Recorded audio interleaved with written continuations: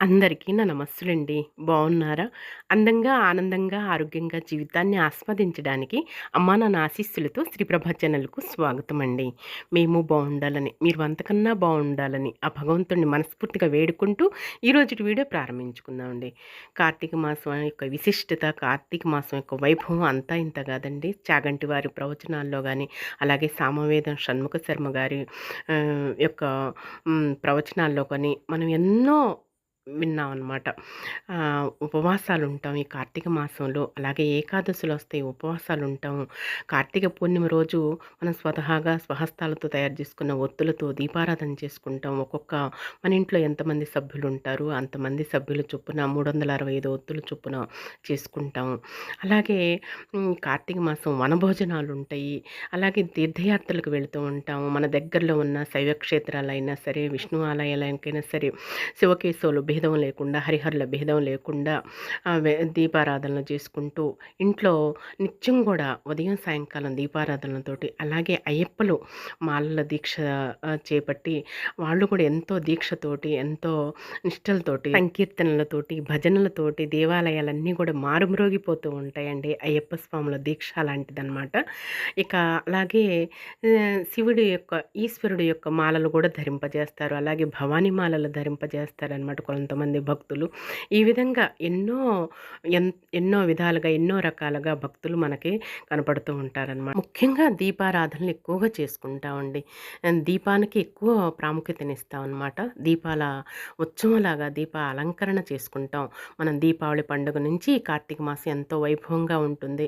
ఎంతో విశిష్టమైనది, ఎంతో ప్రత్యేకత కలిగి ఉంటుందండి ఈ కార్తీక మాసం అంటేనే. ఇక అయితే వనభోజనాలకైతే వచ్చామన్నమాట మా వారు నేను.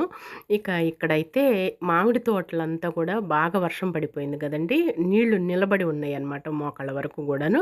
ఇక అక్కడ ప్రతి సంవత్సరం అక్కడే పెట్టేవాళ్ళు. ఇంక ఈ సంవత్సరం మాత్రం ఇక్కడ ప్రత్యేకంగా విడిగా తీసుకొని ఇక్కడైతే ఏర్పాటు చేశారనమాట. చాలా మంది వచ్చేసారనమాట. పెద్ద పెద్ద ప్రముఖులు కూడా వచ్చేసారండి.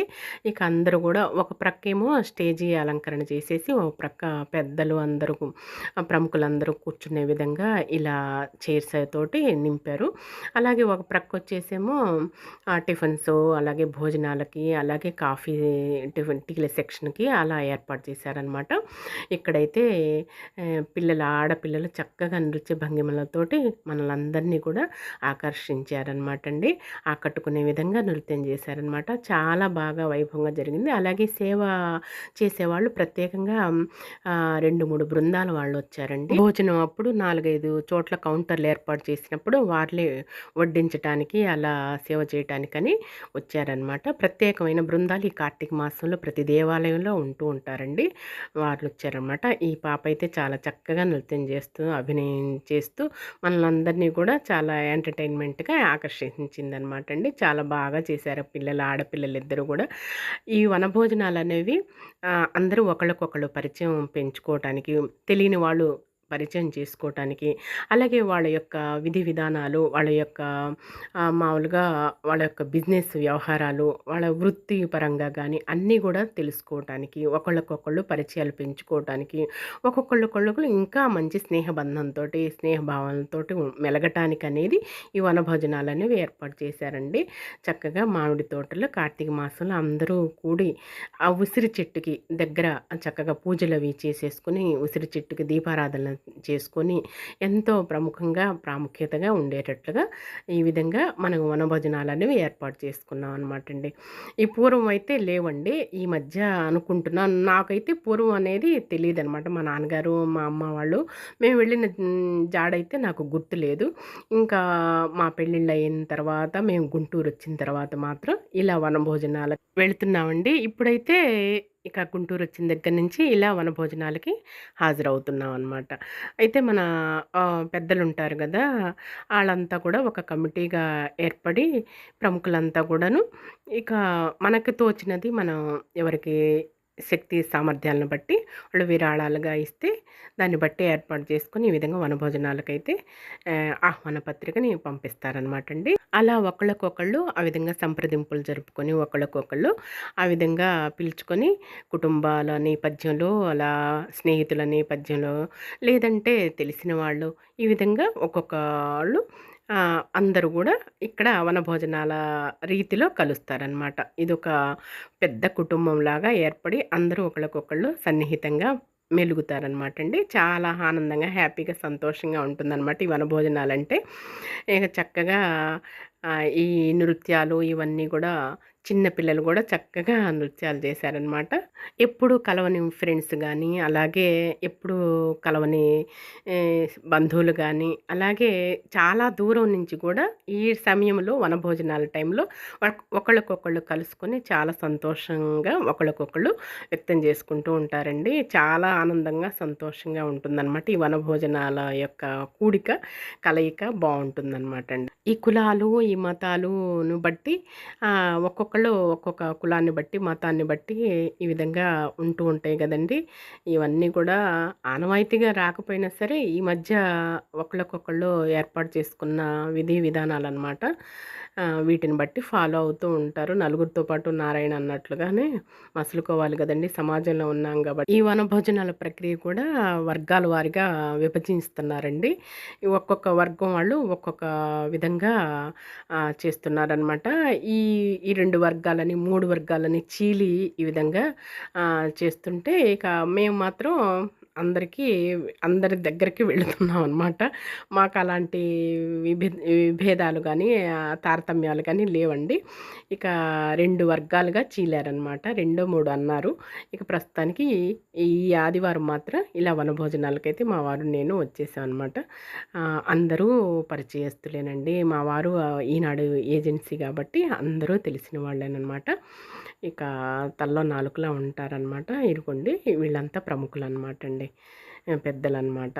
ఇక భోజనంలో వడ్డించిన పదార్థాలైతే బజ్జీ పెట్టారండి. అలాగే ఒక స్వీట్ అయితే పెట్టారు. ఇంకా టేబుల్ మీదకి రాలేదు ఆ స్వీటు. నెక్స్ట్ పప్పు పెట్టారండి, టమాటా పప్పు. తర్వాత గుజ్జుకూర వచ్చేసి టమాటా, వంకాయ, మునక్కాయ గుజ్జుకూర పెట్టారు. ఒక చట్నీ, గోంగూర చట్నీ పెట్టారు. దొండకాయ ఫ్రై తయారు చేశారండి. ఇక ముందుగా కొంచెం ఫ్రైడ్ రైస్లా తయారు చేసి మిల్ మేకర్ తోటి ఆలు కూర తయారు చేశారు, కూర్మాలాగా. నెక్స్ట్ పెరుగు చట్నీ, పెరుగు, సాంబారు, అలా అప్పడం అలా పెట్టారండి. చాలా బాగా పెట్టారనమాట. భోజనాలు అవి బాగా చూశారనమాట. ఈ వీళ్ళున్నారు కదా, బృందం అంతా ఉన్నారు కదా, చక్కగా వడ్డనలు అయితే చేశారనమాట. బంధువులు చాలామంది బాగా వచ్చారండి. విపరీతంగా ఫుల్ అయిపోయారు. 12 కల్లా బాగా విపరీతంగా రద్దీ అయిపోయారనమాట. బాగా కూడాను ఫుల్ అయిపోయారనమాట. టెంటులు, చైర్స్ కూడా చాలేదండి. బాగా ఓపెన్ ప్లేస్, విశాలంగా ఉన్నది. ఎక్కడైనా సరే వనభోజనాలకి విశాలంగా ఉంటేనే అవంతా కూడా బాగుంటుంది కదా చక్కగా. ముఖ్యమైన ప్రముఖులందరూ కూడా ఇలా ఫ్రంట్ సీట్లో ఆసీనులు అయి కూర్చున్నారండి. ఇక ఉపన్యాసం అది చెప్పారనమాట.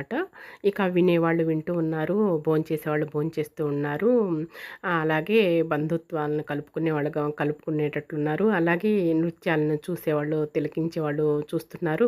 ఇక ప్రాంగణం అంతా కూడాను కన్నుల పండుగగా ఉన్నదండి. అంతా తెలిసిన వాళ్ళే చాలామంది కూడాను.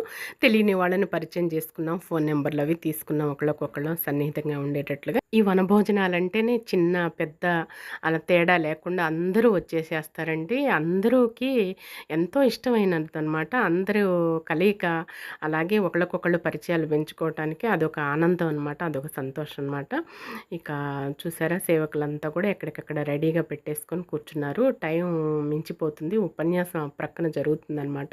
1 గంట అయినా సరే ఇంకా వస్తూనే ఉన్నారండి. ఫుల్ అయిపోయిందనమాట. టెంట్ కూడా చాలేదండి. క్యూ చూడండి ఎంత పొడవుగా ఉన్నదో.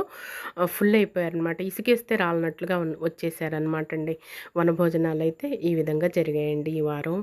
ఇంకా మేము భోంచేసామన్నమాట.